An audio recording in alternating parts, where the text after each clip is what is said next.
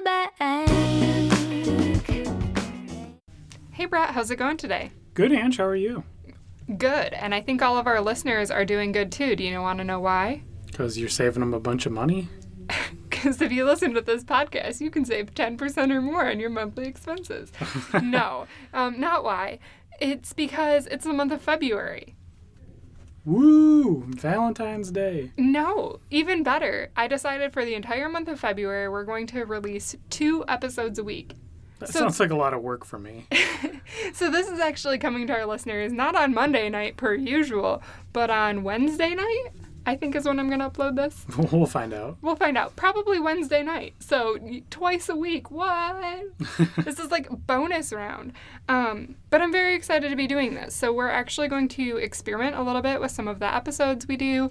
We might talk a little bit more about our lifestyle, I guess, going forward on some of these like bonus episodes. So I'm pretty excited about that. And I don't know. Should we just jump on in? Or, oh no, I should ask you a trivia question. We can skip the trivia questions for these new episodes and just keep it to once a week. That'd be fine. No. Let's see. Let's see if you can name the 3 pillars of Stoicism under Greek Stoicism, not Roman Stoicism. So you can't say I'm not being specific enough. Under Greek, not Roman. Oh, because, yeah, you're definitely being specific. Yeah, right. Frugality, okay, so commonality, and longevity. No, you're going to be so sad that you didn't even get one of these. I'll give you a hint. What does David Tennant teach when he is the doctor? Physics? Physics! Yeah, I would have got that in a million years. Sure. Physics. So logic, ethic, and physics. Now, people might be saying, Angela, you are losing your mind. Why the heck are you talking about logic, ethic, and physics? Well, Stoicism, I actually started learning more about, and we've mentioned before that we are big fans of Mr. Money Mustache on this podcast, and he actually talks a lot about Stoicism as well. So Stoicism and frugality actually pair very, very well together. So I was half right, is what you're telling me. You were half right.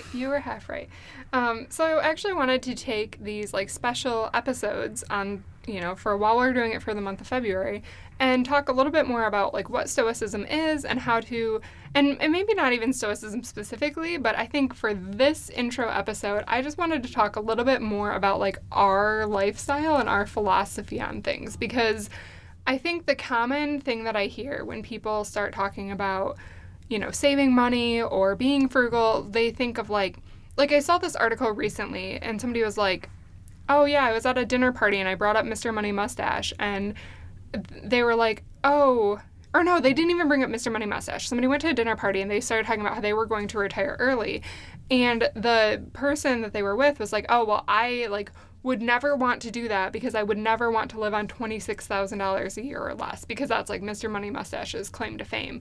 And the guy was like, wow, I wasn't even saying how much I was going to live on or like what my lifestyle was going to be like. They just assumed this like level. And I think people like assume, if you choose to be frugal, you're like giving up things, right? We've actually heard that concern from friends and family before of like, oh, you guys should like loosen up and enjoy life more.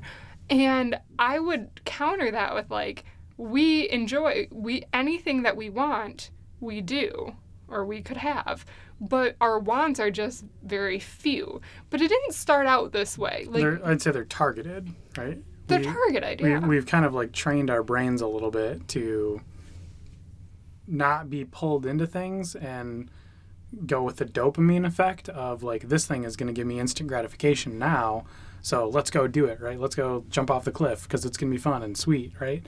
And then you're like, what did that get me? Well, now I'm at the bottom of the cliff. And, well, assuming that there's water at the bottom. Otherwise, you wouldn't be saying much. Right? But then, like, what does that get you? Now you have to start all over again or do something, right? You climb back up the hill, right? And that's just, right? We don't impulse buy things and then regret it later, I guess. So what you are really referring to is the Stoic philosophy of Hedonic Adaption. Okay. And so basically what this is like when you buy something, you get that jolt of happiness, right? So when you buy a new car, you're really excited about it.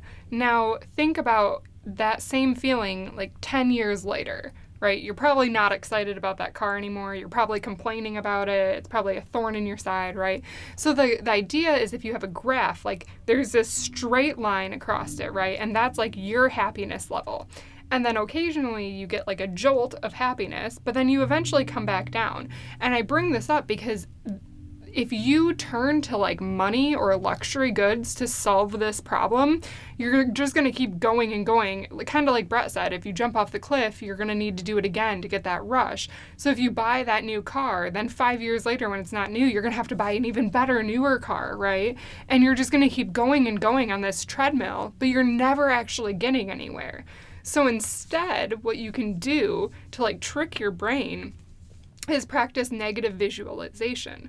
So instead of saying like, oh, I don't appreciate this car anymore. So full disclosure, we have one car and it is an 12-year-old Civic at this point. I swear it gets older by the day. But it does. In fact, it does. You are correct.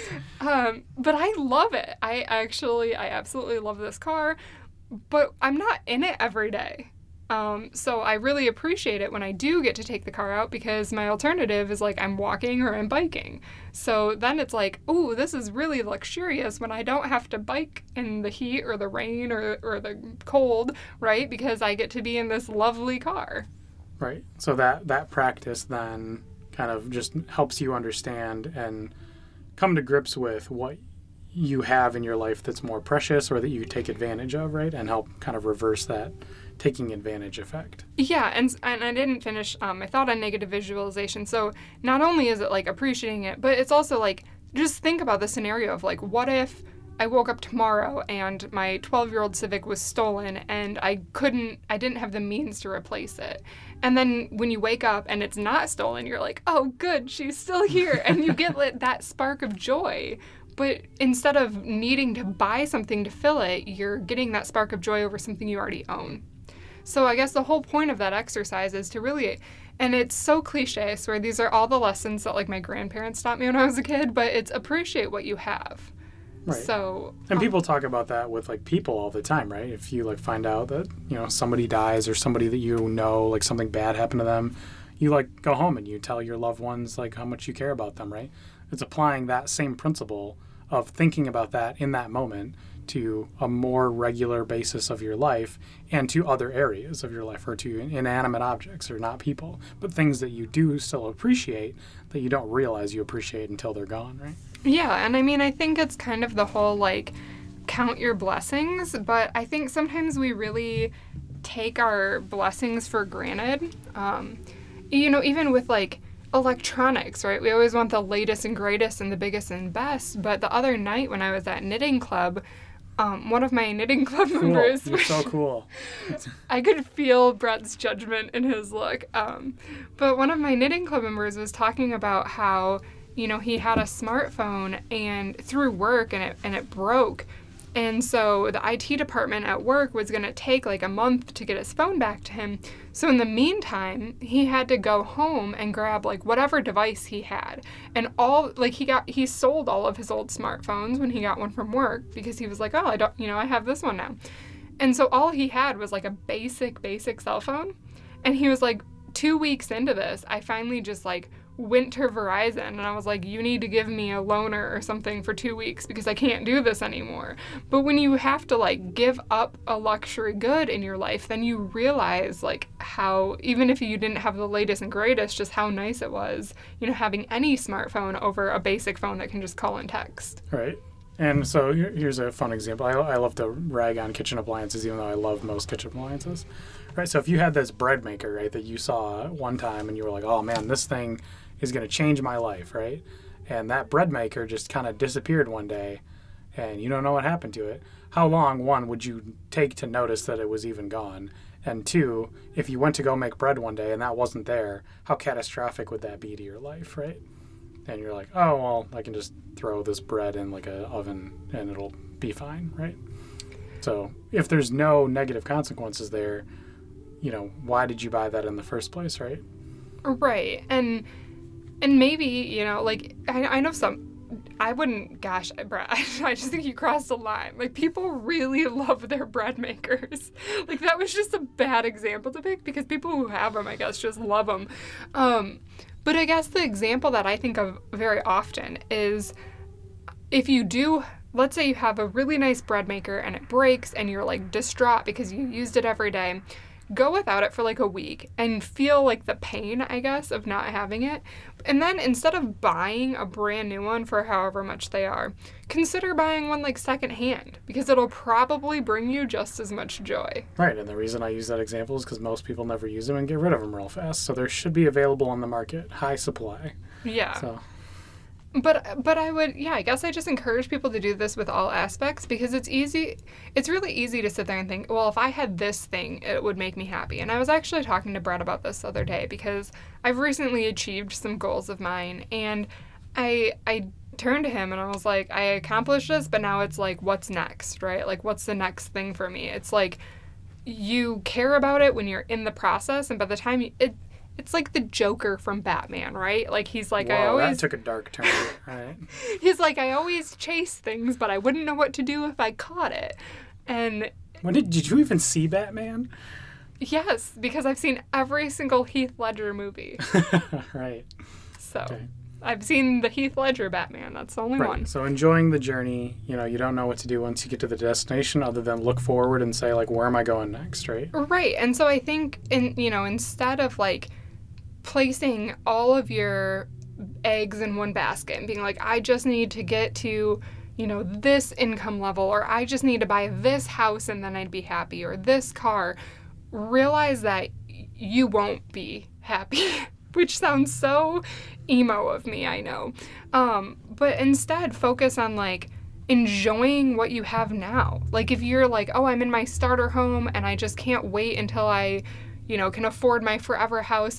Why not enjoy the house that you didn't have, 10, 15 years ago, right? When you were living in an apartment and you just wished you had any house, right?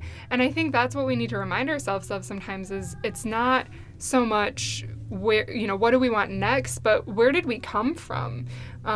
This is something that I practice a lot, and Brett can probably attest to this, but so often I tell him, like, I am very aware of how privileged and blessed I am and all the things that I have in my life that, people don't have. Like our car, even though it's 12 years old, it starts every single time we turn the key. It gets us anywhere we want to go, and it has really great gas mileage. So I can't ask for anything more for it. Where instead, like we were talking about this other day, when we were younger, our friends had cars that were like literally falling apart. Yeah, I have a really good friend that he had to put radiator fluid in the car. He had to keep like cases of it in the trunk in order because he had to keep refilling it on a regular basis.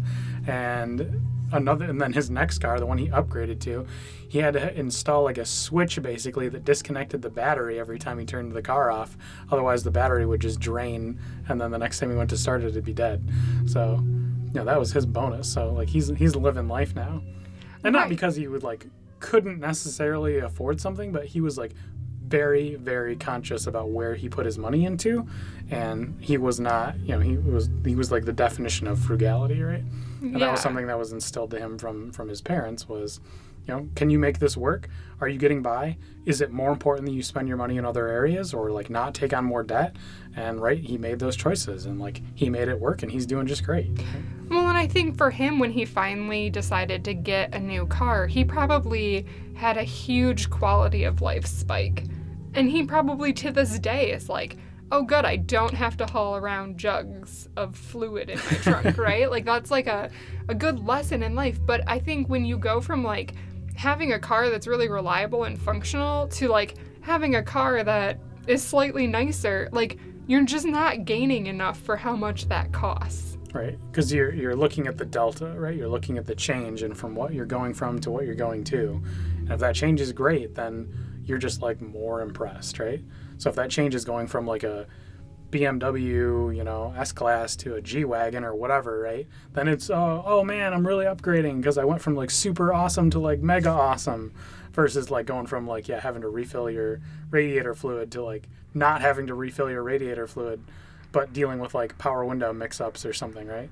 Yeah. That's also a pretty great increase for that person, but they get that same hit of dopamine, right? It's the same impact on their life. Well, and then I want to flip this and think about the whole exercise of practicing negative visualization, and if everything gets taken away from you. So if you start at the bottom and you have a car that is very unreliable in the first place and it just gets taken away from you, you're probably not that upset because you probably expected that was going to happen at some point, right? Because it was held together with bubblegum and hopes and dreams. Or you expect it to not be taken because it's held together with bubblegum. Well, no, I mean, like, if you go to start it one day and it doesn't start, and you're just like, okay, I'm done, like, this car is out of my life now, you're probably not that surprised. You're probably like, okay, I either need to get another car or I need to figure out something else, right?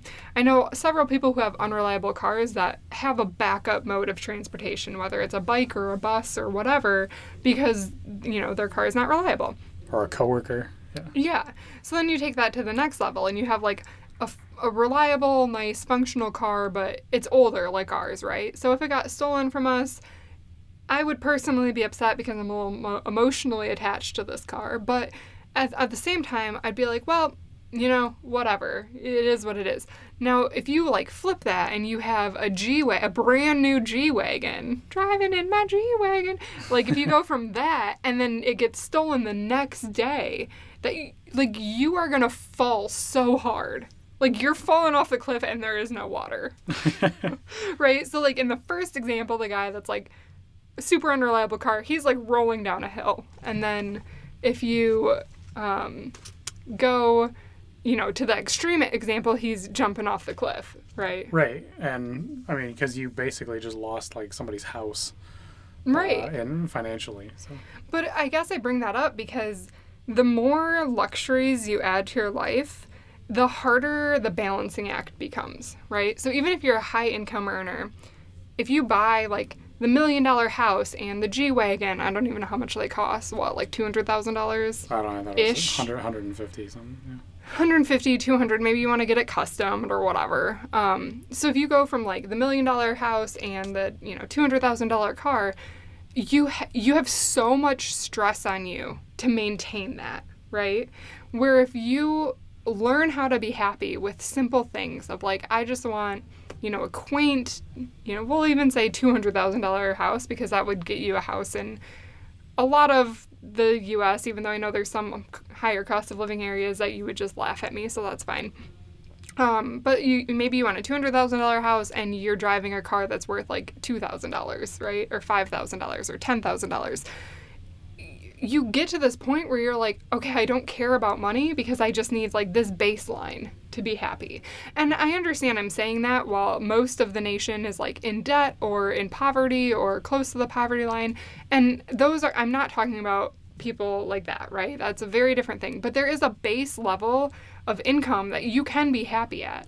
And especially if you pay off your debt, you find that number gets lower and lower, right? So if you're in student loan debt or credit card debt, that number is just artificially inflated because you have all of this extra stuff. But once you pay that off, you can get that number down pretty far. And then you get to the point where it's like, okay, so, like, if, I take the example of, like, that CEO that's, like, out there working so hard, like, losing sleep every night, doesn't get to spend time with his family. He's doing that to himself to support, like, all these luxurious items. But if you could live without them, then you would get time back. And at the end of the day, like, what's more important to you? And I guess I am really lucky because I was raised in a family where time was, like, definitely the focal point. Like, my dad made it very clear that, his priority was to be at, like, every sporting event and everything. So for me, I was taught at a young age that, like, time and having the ability to, like, be flexible with time was a lot more important than, like, having the nicest car or the nicest house. Right, and I mean, we met a guy in Nicaragua that all he wanted to do was, like, surf most of the time, and he loved camping, and he lived living his life the way he did, and basically had, very little money, a basic income, and he was, like, the happiest person I think I've met in a long time. Yeah, and when Brett says, like, very little income, like, I think his total expenses at most for house, food, everything. Water, I think it was his largest expense. Yeah, water was his largest expense, but I think he still said, like, it was about $1,000 a month. I don't think it was that much. If that, right? Yeah. And that's literally everything. And he was the happiest guy and the nicest guy. Like, I was really sick one day, and he, like, walked over from his house to bring me this, like, super awesome tea mixture that he, like, grew in his backyard, right?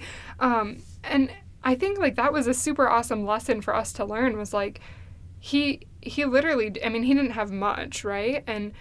But he had several surfboards, and he was happy. And I think, like, I always see this, like, story floating around on social media talking about there's this fisher, and he goes out every day and he catches enough fish to, like, feed his family members and a couple to sell in the market. So he goes out fishing for a couple hours, he sells fish for, an hour to his friends, and then he goes home and he takes a nap, he eats dinner with his family, and he relaxes, right? And this businessman comes in and he's like, oh, what do you mean you only fish for a couple hours a day? You should fish for 8 hours a day.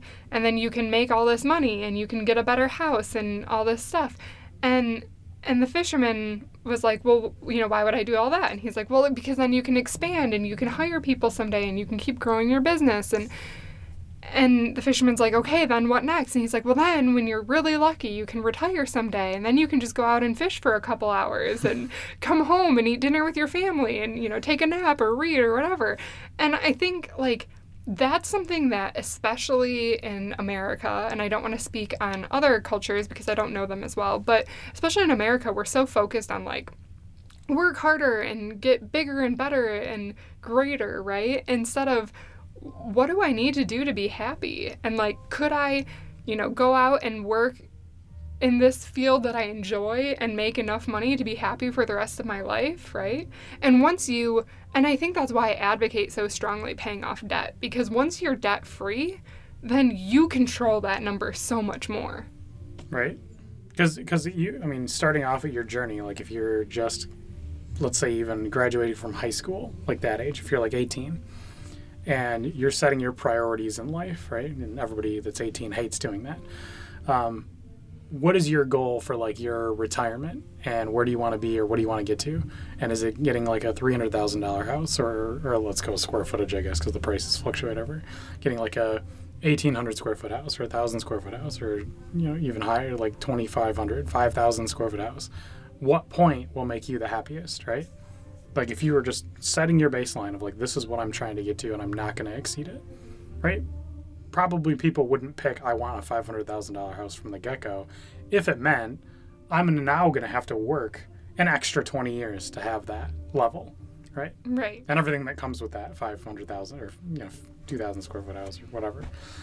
All the extra expenses and utilities and insurance and taxes and, all everything in the life to support that, like the nicer car, and my neighbors look down on me because I don't have a riding lawnmower, and, right, all this crap, right? Mm-hmm. And, right, so as you increase that level, things get exponentially more expensive. But at the same time, you say, yeah, you have to work an extra 20 years to be able to accomplish this stuff, or you have to work an extra 30 years to accomplish this stuff. But if you stay at this baseline, which, like, you should be really happy with from this point, because right now you have, like, nothing, right? Because you're 18 and don't have money at all right now, right? Then, they should be able to accomplish that and get to that goal and stay at that baseline and then retire in 10 years or less or something like that. Yeah. And I mean, I'm not advocating that, everybody goes out and does something. Obviously, Brett and I have mentioned before, we have full-time jobs. It's not podcasting. I wish it was. So sometimes you do have to go out and make an income to kind of accelerate that plan or, save money for that plan. But it's like, I think it's really worth figuring out what you want in life and not what society tells you that you should have in life. Because I think if you pay and by attention... society, media tells you that, but your friends, right, or your family members, like, yeah, people that are close to you, like, everybody's got the same kind of track mind that we talk to anyway. Like, everybody, especially anybody in the baby boomer generation. I just saw, an expose about this the other day that was baby boomers just have the mentality of, like, trying to get their kids to have a better life than they had or whatever. And that is causing more problems than it's helping. Because right, they're putting all these, like, artificial expectations on people to, like, have all this nicer stuff when they didn't have to go through that, right? Right. They got away with, like, a pretty easy lifestyle that wasn't overinflated, and got to where they were, and that was like what made them who they were. Well, I mean, this is something that Brett and I were actually talking about the other night at dinner. I mean, don't you wish you were a member at our dinner parties? But we were talking about how, like, when our parents graduated from high school, college, they didn't have all of these bills that transferred with them. Now, obviously they had some, and I'm not getting into the generational debate on, like, who had it harder. I'm not going there. But what I specifically wanted to bring up is, like, I know for me, it was, you know, I was younger, and then cell phones became popular. And when I was in middle school, high school is when everyone started getting them, in my generation at least. So then now kids, or even back when I was a kid, you graduate with an iPhone in your hand from high school, and your parents aren't going to pay for it forever. So you're used to, like, literally top tier electronic or cell phone, but now you're on, like, poor person money, right? Like, I mean, if anybody's graduating high school rich, more power to you, but, like, that was not me. I was, like, super poor, going through college, eating ramen noodles, right? Like, that whole nine.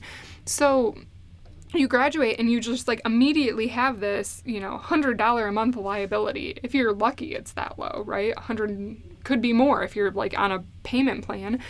So our parents didn't have that. Cell phones didn't exist, right? And I mean, even with, like, internet and cable, having internet in your home is a luxury. Now, if we don't want to call it that, that's fine, but it is, because ultimately there are tons of people out there who don't have internet in their house, and they go to the library. We see them every day that we're at the library using the computers there to have internet access. Right, it's busy. Right, there's a lot of people that do that. Yeah. So when you graduate and you just have all of these expenses, like, I think what people need to realize is, like, the lifestyle your parents had when you graduated high school, that was after they worked for 20 years to accrue that, or more, right? 20 years, if they had you when they were starting out.